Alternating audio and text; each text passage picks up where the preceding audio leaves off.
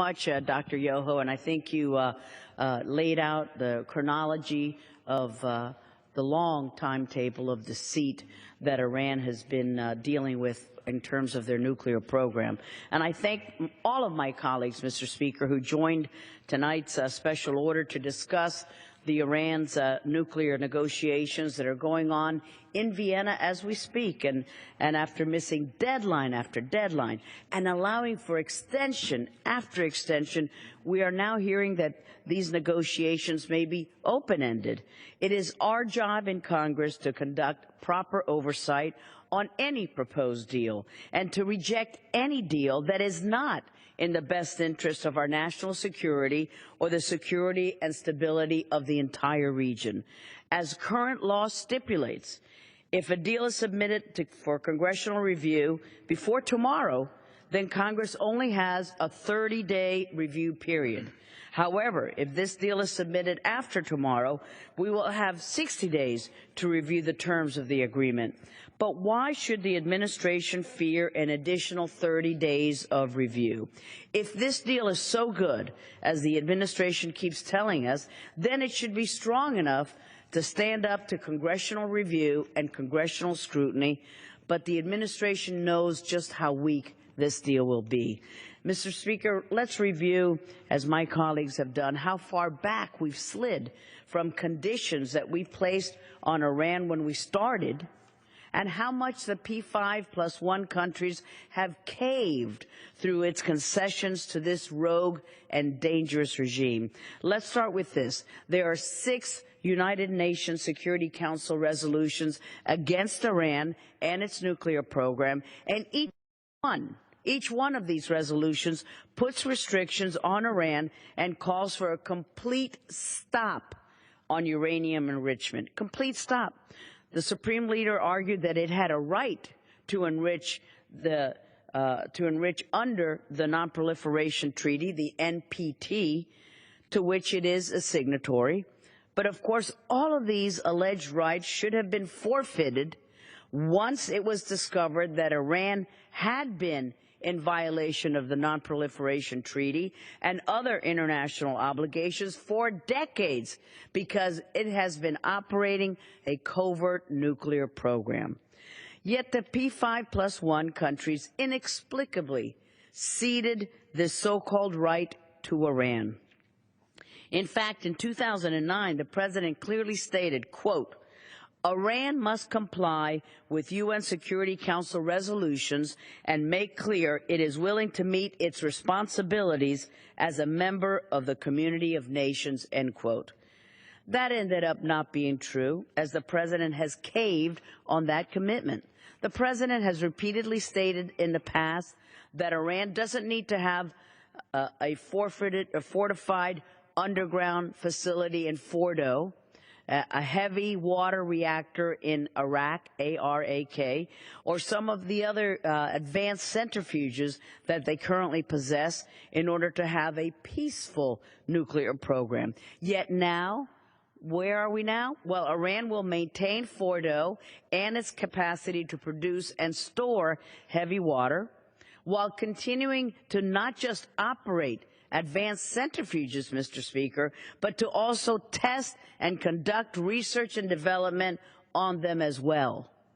How far we've moved those goalposts. There's also a dangerous issue of the possible military dimensions, PMD, and Iran's past nuclear activity. Just 3 weeks ago, Secretary Kerry confirmed what we long suspected, that disclosure of past nuclear activity is no longer a must-have for this administration in this nuclear deal. How would any agreement that doesn't demand that Iran at least come clean about the extent of its program going to be a good deal, Mr. Speaker? Don't forget that the Supreme Leader has also repeatedly stated that Iran's military sites would not be accessible to international inspectors. So let's not forget one of the most important things here, the ultimate gift we have given Iran. This deal will help legitimize this rogue regime that will not only allow Iran to be viewed as a responsible nation. But no, it's no longer going to be the pariah state. We're going to say it's a trusted member of the international community. And we have done that. We have granted that legitimacy with these conversations. Also, the reports indicate, and I don't hear any words to the contrary, that Iran may receive a $50 billion signing bonus, as if this is the NFL draft, a signing bonus, which it will then use to support terror, which it will use to foment instability, which it will use to stoke sectarian tensions, which it will use to continue to threaten Israel, which it will continue to undermine U.S. national security interests. That's what their signing bonus will do. That's what sanctions relief will do. If the United States is willing to overlook all of these transgressions, all of these crimes, and negotiate a deal with Iran without pressing for changes in actions, then it will be seen as an endorsement of those actions. Mr. Speaker, we have every indication that we are not going to get what any of us would remotely consider to be even a halfway good deal. The requirements for a good deal went out the window when the negotiators allowed Iran to maintain its entire nuclear infrastructure and continue to enrich uranium. It is our obligation, then, to conduct our proper oversight and review and reject any nuclear deal that we feel is not in the best interest of our U.S. national security. If we do that, we must move swiftly to reimpose any sanctions that have been suspended, any sanctions that have been waived against the regime, and to ensure that all sanctions are fully and vigorously enforced. Then we must move to enact additional sanctions on the regime until it meets the international obligations and abandons its pursuit of an illicit nuclear weapons program. Once upon a time, that was the goal. And from the very beginning, Mr. Speaker, I've been saying that Iran is following the North Korean playbook, offering to negotiate in return for concessions, but never delivering on anything tangible, only to break off when they no longer need what we have been giving them. And I wrote this op-ed on October 19th, 2012. Ros-Lehtinen, Obama's still trying to sweet-talk Iran out of building the bomb, and I was talking about the North Korea deal and how that dovetails with the Iranian deal. And I wrote of the dangers of the Obama administration's naive view that if we keep talking and if we keep engaging with this rogue regime, that Iran will stop its drive for nuclear capability. I stated then, and I believe now, that this is what we are witnessing today, Mr. Speaker, that the Iranians will give the impression that a deal will be likely, only to then pull away. That Iran benefits from dragging out the negotiations as long as possible, because as Mr. Collins said, the centrifuges are still spinning. And they want to provide its nuclear program extra time in order to convince the world that an agreement is possible, leading the administration and the EU to quietly ease sanctions enough to revive the stagnant Iranian economy that had been on the brink of collapse thanks to the sanctions that Congress placed on them, because that was the intent and the purpose and the objective of the sanctions, not to get them to negotiate, but to collapse their economy so that they could not pour money into their terrorist activities and their covert nuclear program. But what we're seeing now is the administration and other P5+1 countries will allow the terms of the JPOA and thus the easing of sanctions to continue to be in place, despite having overextended several deadlines. Iran never had any intention of coming to a real agreement, and we would be foolhardy to believe that it does now, not when it is already getting everything it wants. Why should they concede anything now? The only way that Iran will say yes to a deal is that if it is so bad and so weak that Iran would be stupid, silly to walk away from it. Yet that is precisely what we're looking at right now, Mr. Speaker. Either Iran keeps dangling an agreement in front of the P5+1 and continues to get more sanctions, or the P5+1 completely and utterly capitulate to Iranian demands.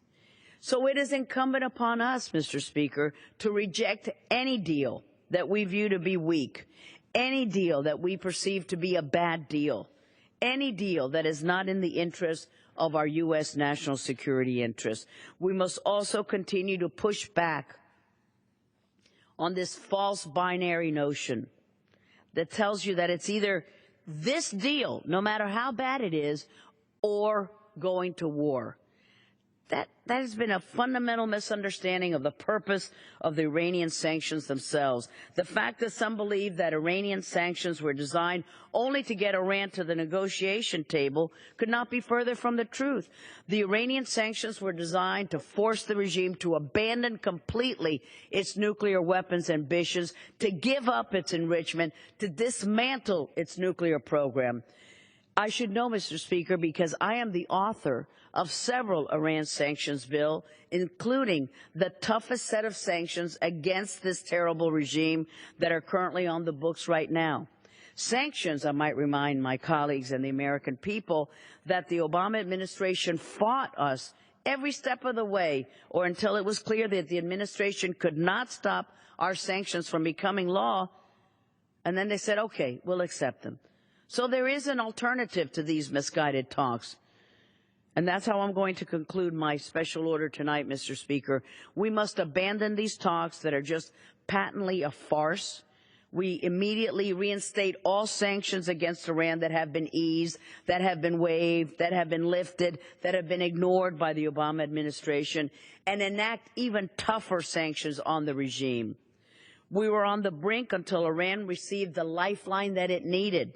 We gave it to them, and now we're the ones dangling on it as Iran's economy is being brought back to life because of sanctions relief, and the regime has been gaining concession after concession while never once making any change that would substantially and significantly set back its nuclear ambitions. So, Mr. Speaker, in the end, I will conclude with this: reinstating and strengthening these sanctions, coupled with the credible threat that all options are on the table, including the military option, could act as a deterrent, but only if Iran recognizes that we are in a position of strength. That's why it is important that this body speaks up. That's why it's important that we reject any deal we find to be insufficient, but we must also not let billions of dollars flow to the Iranian regime. We must start passing legislation that would impose tougher sanctions. This is a matter of utmost concern to our national security. I urge my colleagues to remain engaged on this issue. And with that, Mr. Speaker, I yield back the balance of our time.